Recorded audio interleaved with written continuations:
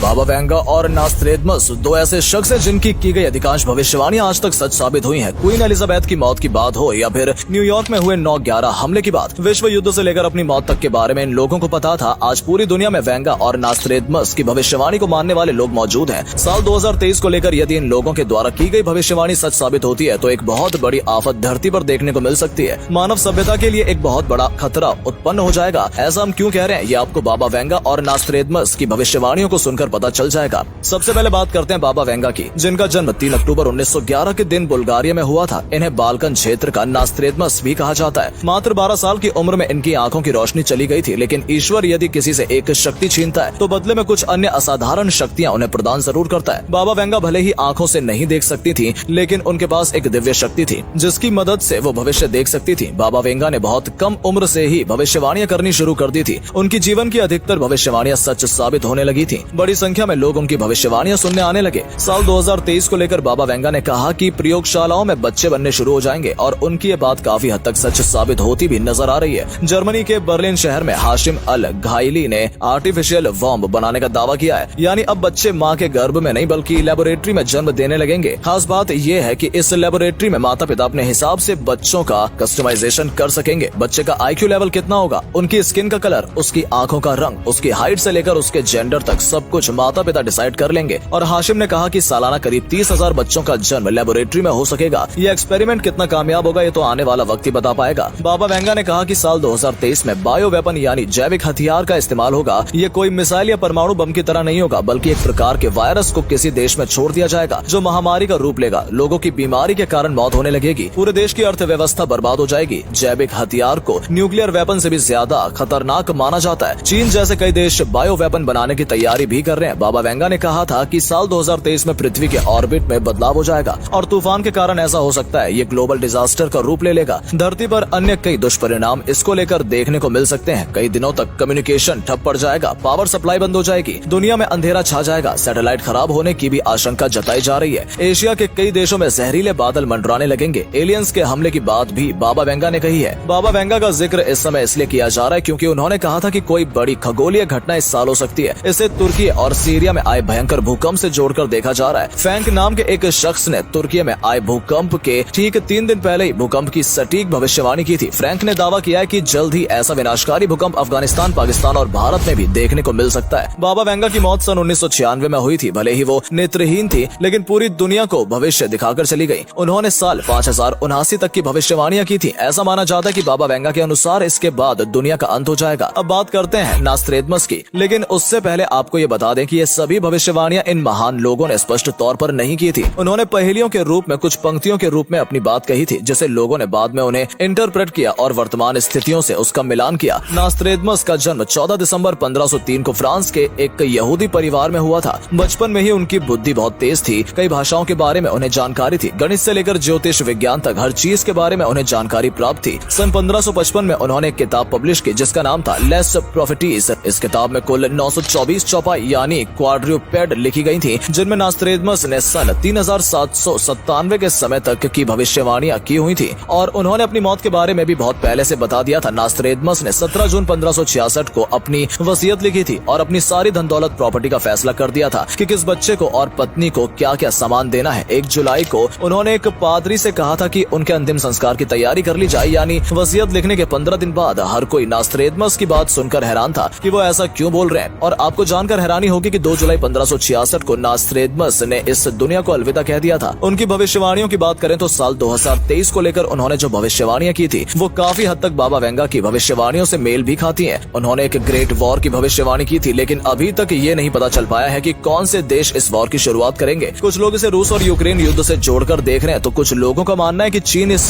साल ताइवान पर हमला कर देगा और फिर अमेरिका ताइवान को बचाने के लिए आगे आएगा। लेकिन ऐसे समय पर अक्सर ही अमेरिका खुद को युद्ध से अलग कर लेता है। ऐसे में देखना होगा कि क्या इस साल कोई बड़ा युद्ध देखने को मिलता है। उन्होंने युद्ध में परमाणु बम के इस्तेमाल को लेकर भी इशारा किया था। नास्त्रेदमस ने कहा था कि 2023 में महंगाई बहुत अधिक बढ़ जाएगी, कई देशों में भूखमरी के हालात पैदा हो जाएंगे। आज पाकिस्तान उनकी इस भविष्यवाणी को सच करता भी नजर आ रहा है। कई देशों में सिविल अनरेस्ट हो सकता है, गरीब लोग अमीरों के खिलाफ विद्रोह कर देंगे, खून की नदियां बहने की बात भी नास्त्रेदमस ने कही थी। नास्त्रेदमस ने कहा था कि इस वर्ष दुनिया को नया पॉप मिल सकता है और पिछले काफी समय से नए पॉप को लेकर चर्चाएं हो रही हैं। ऐसे में अभी साल के 10 महीने महीने से अधिक शेष है, उनकी भविष्यवाणियां कितनी सच होती हैं ये तो आपको आने वाला समय बताएगा। नास्ट्रेडमस ने कहा था कि साल 2023 में पृथ्वी अपनी चाल बदल सकती है। ऐसी ही भविष्यवाणी बाबा वेंगा ने भी की थी। इससे ग्लोबल वार्मिंग बहुत अधिक बढ़ जाएगी, ग्लेशियर पर जमी बर्फ पिघलने लगेगी, समुद्र के जल स्तर भी बढ़ोतरी होगी, धरती के करीब से कोई एस्टेरॉइड गुजर सकता है या कोई मीटियोर धरती पर गिर सकता है। इसके अलावा नास्ट्रेडमस ने कहा था कि मंगल ग्रह पर रोशनी गिरती नजर आ रही है। लोग इस भविष्यवाणी को मार्स मिशन से जोड़कर देख रहे हैं। लोगों का मानना है कि इस साल इंसान मंगल ग्रह पर कदम रख सकता है। एलन मस्क इस प्रोजेक्ट में सबसे ज्यादा रुचि दिखा रहे हैं और उनकी स्पेस एक्स कंपनी इसको लेकर काफी समय से प्रयास भी कर रही है। या फिर मंगल ग्रह से संबंधित कोई बड़ी सफलता इंसानों को मिल सकती है। नास्ट्रेडमस ने यह भी कहा था कि साल 2023 में दुनिया में 72 घंटों के लिए यानी 3 दिनों के अंधेरा छा जाएगा। सन 1566 में नास्ट्रेडमस की मौत हो गई थी और अपनी मौत से पहले उन्होंने करीब 6338 भविष्यवाणियां की थी। वैसे तो भविष्य जानना हर किसी को अच्छा लगता है और जब भविष्यवाणियां सच होती नजर आती हैं तो उसे देख उत्सुकता भी बढ़ जाती है, लेकिन ये कुछ ऐसी भविष्यवाणियां हैं जो यदि कभी सच ना हो तो बेहतर होगा। बाकी विधि के विधान में जैसा लिखा होगा उसे कोई नहीं टाल सकता। उम्मीद है कि आपको हमारी आज की ये वीडियो पसंद आई होगी। आपके हिसाब से इनमें से कौन कौन सी भविष्यवाणियां सच हो सकती है हमें कमेंट सेक्शन में जरूर बताएं। वीडियो अच्छी लगी हो तो इसे लाइक और शेयर अवश्य करें। आज के लिए इतना ही, आपसे फिर मिलेंगे एक नई वीडियो और ढेर सारी रोचक जानकारी के साथ। धन्यवाद।